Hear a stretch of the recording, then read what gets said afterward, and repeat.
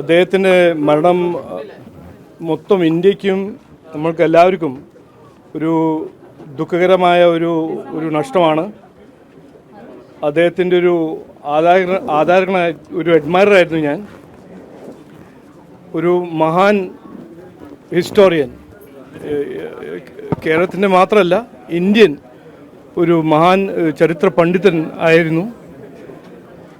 ഞാൻ അദ്ദേഹത്തിൻ്റെ അഡ്മയറായിരുന്നു. അദ്ദേഹത്തിൻ്റെ സിംപ്ലിസിറ്റി, അദ്ദേഹത്തിൻ്റെ ഒരു ഇൻറ്റഗ്രിറ്റി, ഹിസ്റ്റോറിക്കൽ ഇൻറ്റഗ്രിറ്റിനെ കുറിച്ച് പറയാം. ഇത് കേരള നാട്ടിൽ മാത്രം എല്ലാവർക്കും അറിയാം.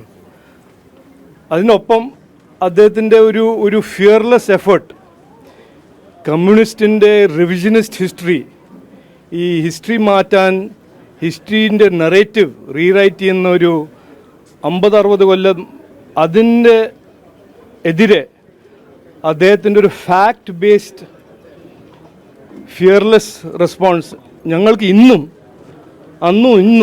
നാളെ ഒരു ഇൻസ്പിറേഷണൽ കാര്യമാണ്. അതുകൊണ്ട് അദ്ദേഹത്തിൻ്റെ മരണം ഞാൻ കാണുന്നത് ഒരു വളരെ സാഡ് മൈൽ സ്റ്റോണാണ് നമ്മുടെ എല്ലാവരുടെയും ഹിസ്റ്ററിയിൽ.